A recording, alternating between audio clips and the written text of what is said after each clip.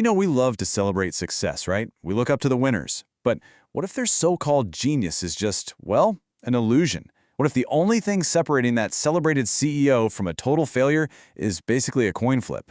That's the really provocative idea at the heart of Nassim Nicholas Taleb's book, Fooled by Randomness. And let me tell you, it completely challenges everything we think we know about skill versus luck. So in this explainer, we're going to dig into how our brains are literally wired to mistake luck for skill. Taleb's whole argument is that we are just fundamentally blind to the role of pure chance. And this isn't just about Wall Street traders, not at all. This blindness shapes how we see success in every part of our lives, and it creates this deep crisis in how we perceive reality itself. Okay, to really get this, Taleb uses a pretty stark metaphor, Russian roulette. I mean, the strategy is obviously terrible, right? But think about it. For 5 out of 6 players, the outcome is fantastic. They survive. So for a little while, they look like total winners. But that risk, that catastrophic failure, it's always lurking, hidden in that one loaded chamber. So let's put you in the hot seat.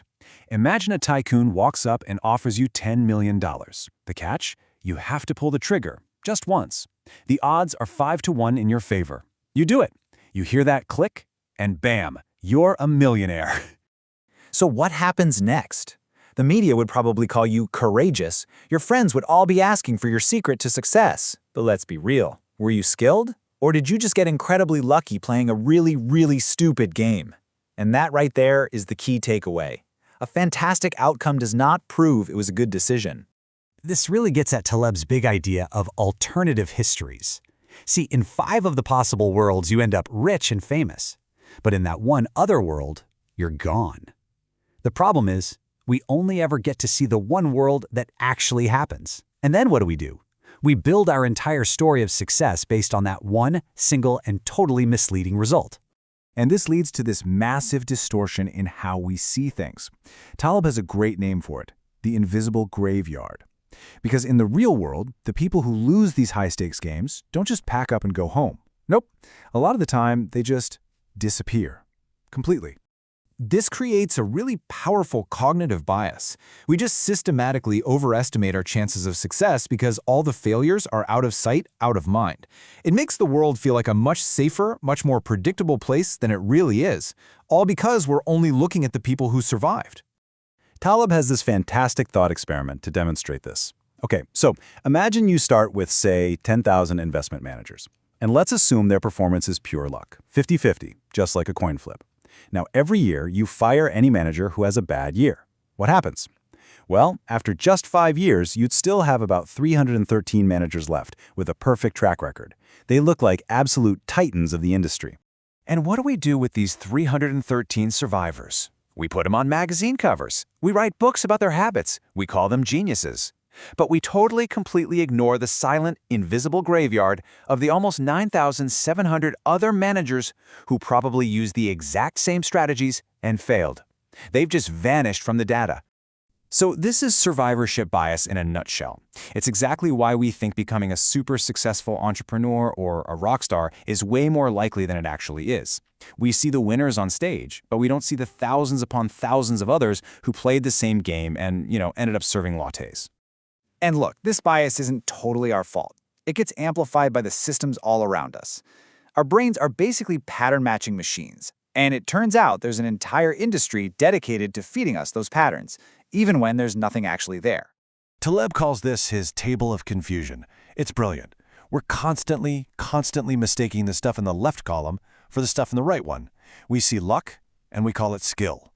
We see a totally random blip, what he calls noise, and we convince ourselves it's some kind of meaningful signal. Taleb gives a perfect real-world example of this.